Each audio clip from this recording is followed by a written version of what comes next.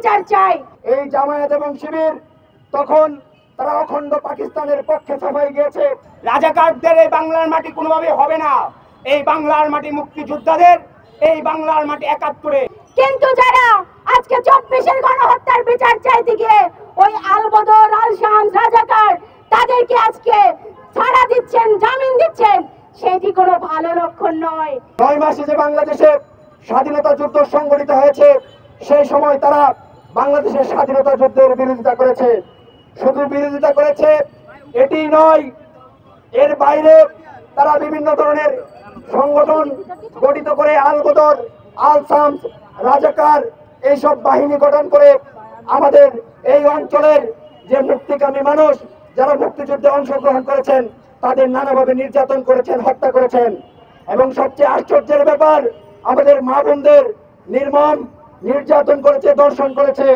এই সময়ে এসে, অভ্যুত্থান পরবর্তী সময়ে এসে সেই মহান মুক্তিযুদ্ধে যারা গণহত্যার সাথে সম্পৃক্ত ছিল, যাদেরকে বিচারিক প্রক্রিয়ার মধ্য দিয়ে শাস্তির আওতায় আনা হয়েছিল, তাদের রাজনৈতিক সংগঠন ইসলামী ছাত্র শিবির এবং জামায়াতে ইসলাম নারীদের নিরাপত্তার নানা কথা বলছেন, দেশের নিরাপত্তার নানা কথা বলছেন। এই আজহারুল ইসলাম সম্পর্কে আপনাদের ধারণা আছে, এবং জামায়াতে ইসলাম তার যে রাজনীতি, সেই রাজনীতি সম্পর্কে আপনাদের ধারণা আছে। 1941 সালে এই দেশে মওদুদি তার যে ওই যে সন্ত্রাসী রাজনীতি, সেই রাজনীতি তারা কায়েম করেছিল। এবং আমরা দেখেছি ভাষা আন্দোলনে যে এই যে জামায়াতে ইসলাম সেই সময় তারা বিতাড়িত হয়েছিল সর্বক্ষেত্র থেকে। এবং গোলাম আজম ওই ভাষা আন্দোলনে অংশগ্রহণ করার যে অপরাধ তার হয়েছিল সেটি তিনি ভুল স্বীকার করেছেন। তার ভাষা আন্দোলনে অংশগ্রহণ করা তার ঠিক হয়নি, এইভাবে করে তিনি বলেছেন। এবং মুক্তিযুদ্ধে এই জামায়াতে ইসলাম কি ভূমিকা পালন করেছে সেটি আপনারা জানেন। তারই ছাত্র সংগঠন ওই যে ইসলামী ছাত্র সংঘ, সেই ইসলামী ছাত্র সংঘ সারা বাংলাদেশ থেকে তারা বিতাড়িত হয়েছিল মুক্তিযুদ্ধের মধ্য দিয়ে। সংগ্রামী বন্ধুগণ, গা ঢাকা দিয়েছিল 1977 সালে। তারা আবার ভিন্ন নামে তাদের আত্মপ্রকাশ করে, ওই বাংলাদেশ ছাত্র শিবির নামে।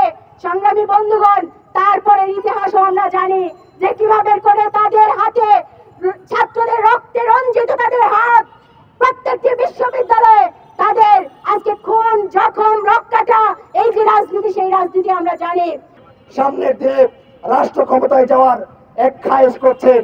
আজকের এই সমাবেশ থেকে আমরা দৃঢ়ভাবে বলতে চাই, এই জনপদের মুক্তিকামী মানুষজন বেঁচে থাকতে এই জামায়াতে ইসলামের যে স্বপ্ন, সেই স্বপ্ন বাস্তবায়িত হবে না, হবে না। প্রিয় বন্ধুগণ, যারা মহান মুক্তিযুদ্ধে বিরোধিতা করেছে তাদের এই জনপদে রাজনীতি করার কোনো ধরনের অধিকার নেই।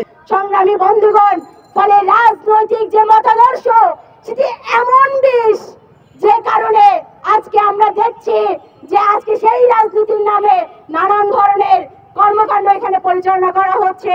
এবং বিশ্ববিদ্যালয়ে যে পরিবেশ পরিষদ, সেই পরিবেশ পরিষদে এই সন্ত্রাসী সংগঠনকে নিষিদ্ধ করা হয়েছিল।